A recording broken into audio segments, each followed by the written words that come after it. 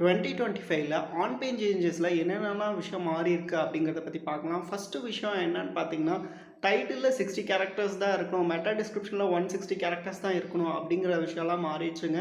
டைட்டிலில் எத்தனை கேரக்டர்ஸ் வேணால் வச்சுக்கலாம், 70 80s அந்தமாரி ட்ரை பண்ணி பாருங்கள். 60 கேரக்டர்ஸ் தான் இருக்கணும்னு அப்படின்னு அவசியம் கிடையாது.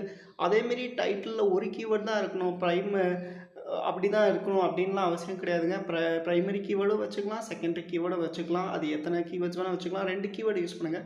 For an example, web design and web development அப்படிங்கிற 2 கீவேர்டு இருந்துச்சுன்னா, web design hyphen pipe simple போட்டு வெப் டெவலப்மெண்ட் ஹைஃபன் போட்டு சென்னை, கோயம்புத்தூர் அந்தமாரி நீங்கள் ட்ரை பண்ணி பாருங்கள். ரொம்ப யூஸ்ஃபுல்லாக இருக்குங்க. செகண்ட் திங் என்னன்னு பார்த்தீங்கன்னா, மெட்டா டிஸ்கிரிப்ஷன் ரேங்கிங் ஃபேக்டர் இல்லை, பட் மெட்டா டிஸ்கிரிப்ஷன் மிஸ்ஸிங்காக இருக்கிறதுக்கும் ரேங்கிங் ஆகுது அப்படின்னு சொல்லி ஒரு சில எக்ஸ்பர்ட்ஸ்லாம் சொல்லியிருக்காங்க.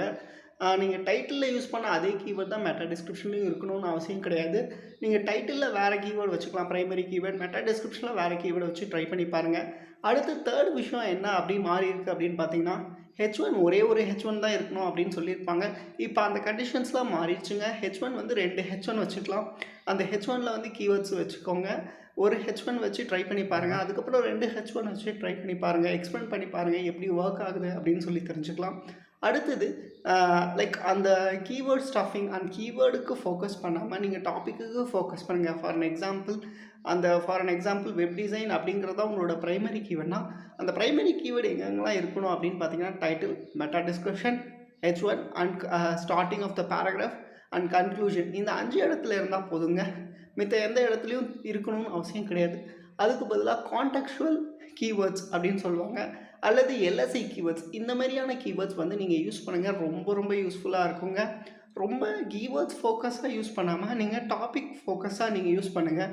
லைக் ஒரு அடுத்த விஷயம் என்ன அப்படின்னு பார்த்தீங்கன்னா, இன்டர்னல் லிங்கிங்ஸ் வந்து ஒரு பேஜுக்கு அட்லீஸ்ட் ஒரு 7 இன்டர்னல் லிங்க்ஸ் வர மாதிரி நீங்கள் வச்சுக்கோங்க. 7 இன்டர்னல் லிங்க் இருந்துச்சு அப்படின்னா வந்து கூகுள்ஸ் வந்து ட்ரஸ்ட் பண்ணும் ஈஸியாக. அது வந்து ரொம்ப யூஸ்ஃபுல்லாக இருக்கும். அதுக்கப்புறம் ஒரு பேஜும் எவ்வளோ ஃப்ரீக்வெண்ட்டாக க்ரால் ஆகுது அப்படின்னு சொல்லி சர்ச் கன்சோலில் செக் பண்ணி பாருங்கள். எவ்வளோக்கு எவ்வளோ ஃப்ரீக்வெண்ட்டாக க்ரால் ஆகுதோ அந்தளவுக்கு இது நல்லது. அடுத்த விஷயம் என்னன்னு பார்த்தீங்கன்னா, எல்லா பேஜஸ்லேயும் கண்டிப்பாக FAQ கொஷின்ஸ் வச்சுருங்க. FAQ ஸ்கீமாஸ் வந்து ஆட் பண்ணுங்கள். அது ரொம்ப ரொம்ப யூஸ்ஃபுல்லாக இருக்கும். FAQ ஸ்கீமாஸ்னால மட்டும்தான் வந்து ஜென்ரேட்டிவ் இன்ஜின் ஆப்டிமைசேஷன், AI ஓவியூலாம் ரேங்க் பண்ண முடியும். ஸோ FAQ ஸ்கீமாஸ் மஸ்ட்டுங்க. அடுத்த விஷயம், பேஜ் ஸ்பீட் இன்சைட்டில் மினிமம் 3 செகண்ட்ஸ், அதாவது மேக்ஸிமம் 3 செகண்ட்ஸ்க்குள்ளே உங்கள் வெப்சைட் லோட் ஆகிற மாதிரி பார்த்துக்கோங்க. அது ஒரு விஷயம்.